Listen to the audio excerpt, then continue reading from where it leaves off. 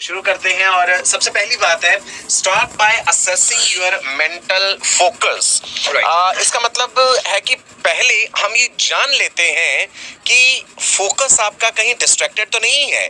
कौन कौन सी हैबिट्स आप में हैं जिससे ये साबित होगा कि आपका फोकस सही है और कौन सी हैबिट से ये साबित हो जाएगा कि फोकस सही नहीं है।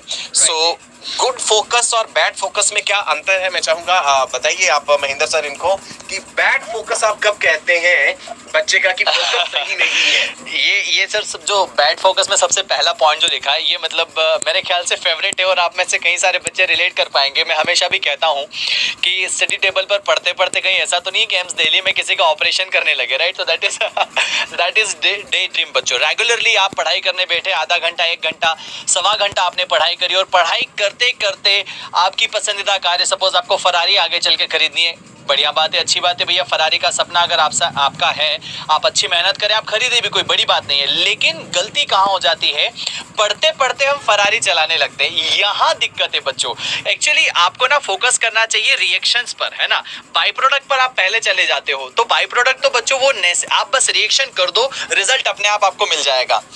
And you can't tune out distractions. भाई जो भी परेशानी आपके साथ हो रही है, अब आप वो उन्हें मैनेज नहीं कर पा रहे हैं, जो भी डिस्ट्रैक्शंस है XYZ किसी भी तरह का हो सकता है, यंग एज में भी किसी तरह के कई सारे तरह के प्रॉब्लम्स आ जाते हैं। तो we are trying actually sir के साथ हम कि इस तरह की बात पर भी हम जल्दी एक वीडियो लेकर आएंगे ताकि आपको हम मदद कर पाएँ।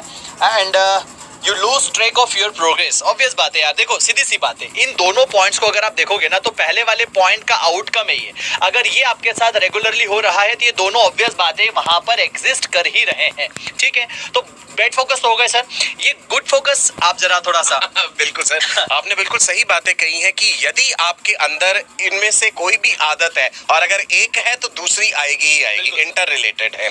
और अब देखते हैं कि आपका फोकस सही है, गुड है, ये किस आधार पे हम कह सकते हैं। It's easy to stay alert. यदि आपके लिए अलर्ट रहना किसी भी बात को लेकर के आसान है तो इसका मतलब है कि आपका फोकस सही है। दूसरा पॉइंट ये कहता है you set goals and break task up into smaller parts. आपने एक गोल रख लिया, उस गोल तक पहुंचने के लिए जो भी स्ट्रेटजी है आपने उसे छोटे छोटे टुकड़ों में बांट लिया। से फॉर एग्जांपल लगा लेते हैं कि भैया मैंने आज का गोल ये रखा है कि मुझे जो है ह्यूमन फिजियोलॉजी का पहला चैप्टर जो है डाइजेस्टिव सिस्टम, ये पूरी का पूरा थ्योरी भी पढ़ लेना है और मैंने साथ के